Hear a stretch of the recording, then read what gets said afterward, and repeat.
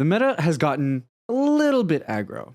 So how about we do something about it? Hey everybody, Espira, and we're back with another Battle Spirit Saga video. Today we're talking about a very spicy list that I think will be at least an interesting answer to the aggro format that we're seeing. And specifically, I'm talking about the infinite combo between King Harald and Enterprise, which will allow you to block infinitely. So generally, against aggro, blocking is pretty good. That doesn't mean to say that they can't beat you. And honestly, the transition to be able to get both King Harald and Enterprise on board is a little bit finicky. But nevertheless, let's talk about the strategy and the deck I built to maximize on that strategy. So to kick it off, the combo specifically that we are talking about is this card right here, which is King Harald. It says on level 1 and 2, during your opponent's attack step, refresh the spirit with one of your spirits with armor blocks. Which is generally not too bad, right? Especially since there are already a bunch of armor spirits that white decks are running. You're looking at Peggy, which like almost every white deck runs. A lot of people are teching in Snowflaken. And then I'd argue that there's some additional armor in between like Gigan and stuff like that. But what were to happen if we level 3 Enterprise on board? All your spirits gain armor. All of a sudden, King Harald's got armor. And now every time Herald blocks, he then sees himself block and then goes back up to be able to block again, thus creating the infinite blocking loop, which is kind of hot. I'm not gonna lie, it's pretty spicy. Now, don't get me wrong. The biggest problem is that unfortunately King Harald is a 6K, but he's a 2-core 6K, which means it's not terrible. And there are ways in which we can combo that with battle tricks, with nexuses to kind of make it really annoying to get through. So the whole deck from that point on revolves around the idea of how to maximize that. You want a good enough early game to be able to get there. You want a few more armor pieces than like most decks run, just because you want to specifically be able to proc off Herald multiple times if necessary. And there's something to say about the stat line. Is 6K great? No, but if you can get it out early enough, you know, Bullet Ray is like an extreme all-star. Now, don't get me wrong, Bullet Ray you can play on turn 1 and it's a turn 1 5K, which is absolutely huge. But it's just to say that that stat line does take a while for other decks to kind of beat through.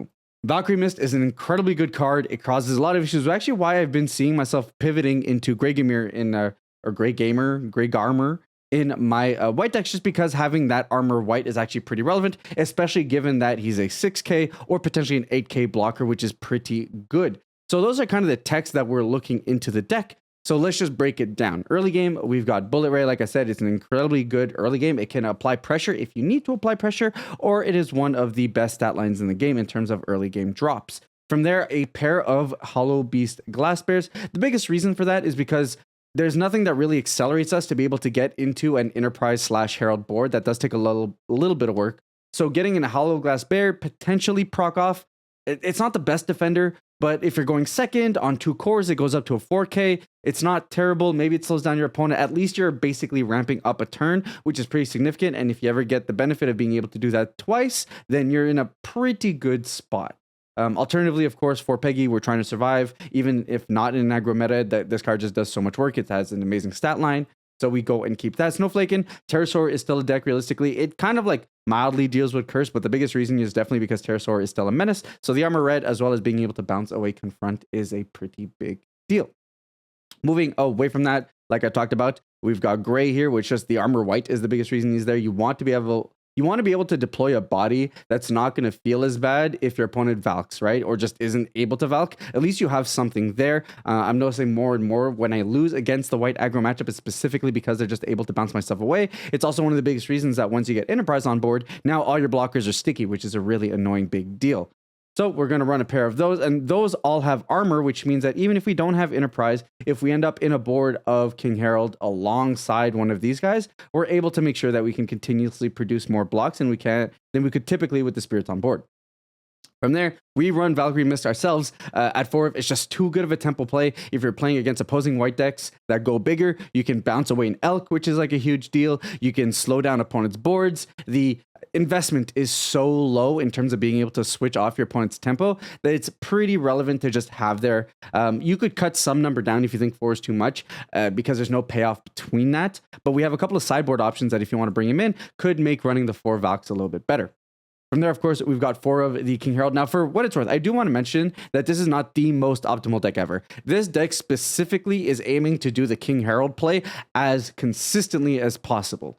That's to say, in a real deck, if you were to employ this combo, I would say maybe you could tech in like 1 or 2 Heralds, and then like that would be kind of cute. And it would be like, hey, I happen to have Enterprise on board. And then late game, I drew into King Harald. Now my opponent will literally never be able to get through unless they can punch through a 6k threshold. That's kind of neat. That's kind of cool. I think that would be the best way to go about it. But this deck is very much specifically optimized to try to get King Harald off as much as possible. From there, 2-turn Dyna on Buggy Boards. We want to be able to deal in some damage. This is just being able to close out games. There's not much more else. We're a pretty white heavy deck. We do run a good number of Nexuses ourselves. So that lends us to being able to hopefully get 2 or 3 attackers off, which could be very tough for our opponents to deal with. We do run the 4 Enterprise. Of course, the combo is Herald plus Enterprise, so we want to be able to see them for sure. Plus, there's the benefit that while, yes, Enterprise is expensive and can get cloggy in the hand, it is also one of the best bodies against the current aggro decks. So if you can get him off, he's a dual blocker, he protects your entire board, he's a pretty big deal. Typically in most white decks, I would not run him at 4 of, but because we're just dedicated to getting the combo off as quick as possible, I say why not? From there, we've got 2 Gnomon Guards. I love the card. I used to run out 4 of, but I find like just based on the fact that the meta's too fast, it's a little too clunky. So I do think at least having a pair means that you can start attacking and still getting your defensive steps afterwards. At worst, you're able to draw a card if your opponent's able to Gano you, and then you're able to find some more cards for more tempo and reestablish board. So I do still like it. I do think white deck should still be running it, but I don't think it is a 4 of, at least if you're not like a super hyper heavy control build, which even then I could see decks not running to run 4 as good of a card as it is. 4 Rocket Cities. Like we said, a big issue with the deck is that King Harald has a BP issue. He does sit at 6k. Now, mind you, that's only 2 cores, which 2 core for 6k is super, super solid. But we want to make sure that we can get above certain thresholds. The biggest one being, if they swing with a 10k, which is possible against opposing Elks, or if they are swinging with the Gigano, though typically the Gigano will get the extra 3k. But either way, it just makes your blocks even better. And the thing about Rocket City is that when one of your spirits blocks, which means if Herald is in a position to block multiple times, then you can put yourself in a position where Herald is actually decently large. It gets an extra 1k every single time. And it combos really well with things like suppression and all that to make sure that we're able to get into those BP thresholds if necessary. There is the fact that it's a little redundant because if you're going to suppress your board, usually the suppression is good enough to be able to get there, but the extra does help. And then if it prevents your opponent from drawing cards in that situation. I don't see that part coming up too often at the moment. People don't run that much main deck draw, but nevertheless. From there, we go into our magics, of course. We're Battle Spirits deck, so we run 4 Absolute Ice Shields. Dream Blizzard is actually interesting. I was running Burning Force in the deck, but then I realized that realistically, you kind of just need to stall out your opponent for a couple of turns. So Return on Nexus is probably good enough, and the BP bump is pretty good. The battle trick is pretty relevant. Like we said, Herald has a BP issue, sits at a 6k. It's good enough for the early game, and the late game could be an issue. So being able to have another tool in our toolkit that does one thing that we really want, but in the worst part scenario is also a battle trick, is all the better. 3-star blast draw, we want to draw into our pieces, gets us out of situations. White aggro plays Valk like every single turn, so there's actually a real potential for us to be able to get the burst off at this point. So we do include it just because we need to be able to dig for cards.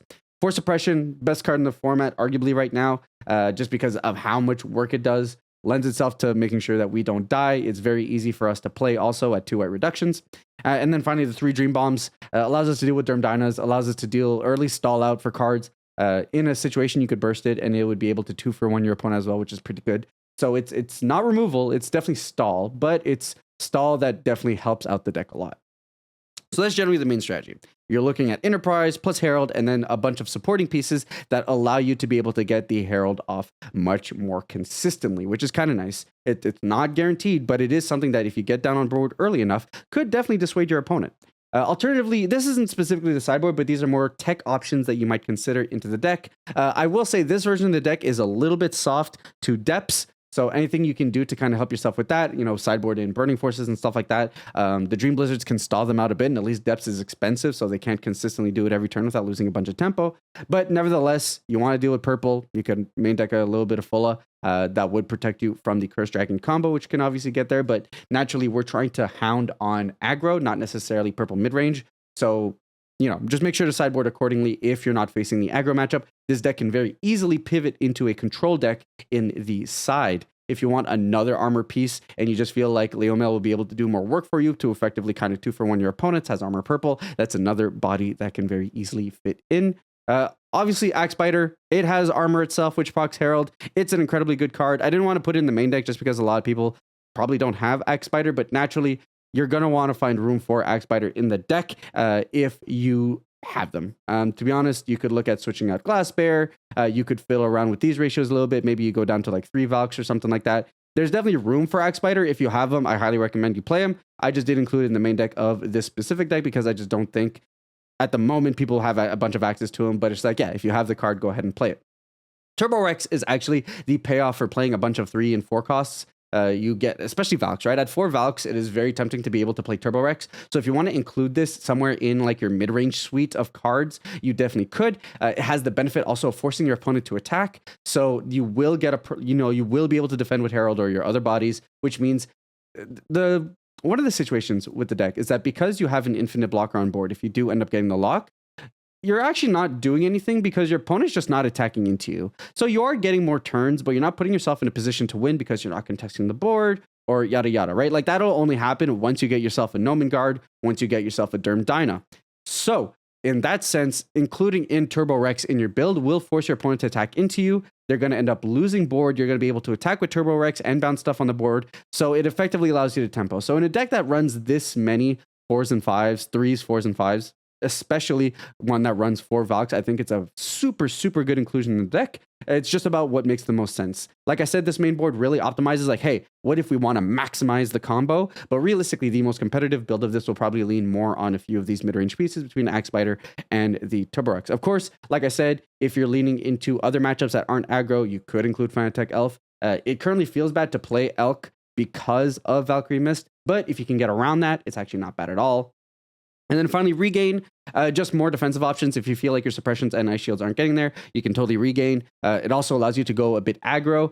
So if you go in with the whole like white aggro idea of if my deck sees enough low drops in a regain, I'm able to get there. Absolutely, that'll definitely put in a punch of work as well. With that said, guys, that is my Infinite Herald deck. There's definitely a few ways you can take it. At the end of the day, the deck is a 2-card combo. You're just looking at Enterprise and Herald. The problem is that, unfortunately, the combo has a few shortcomings that we try to fix in by having more armor pieces so that it's not just forced on you seeing those 2 cards to be able to make use of Heralds. And then additionally, there is a battle power issue, which we try to work around with using our magic cards and our Nexus. But nevertheless, it's a very lean package. It's a 2-card package. So there's definitely room for other decks to be able to make use of it and potentially might be the answer to get us out of this aggro meta. Who knows?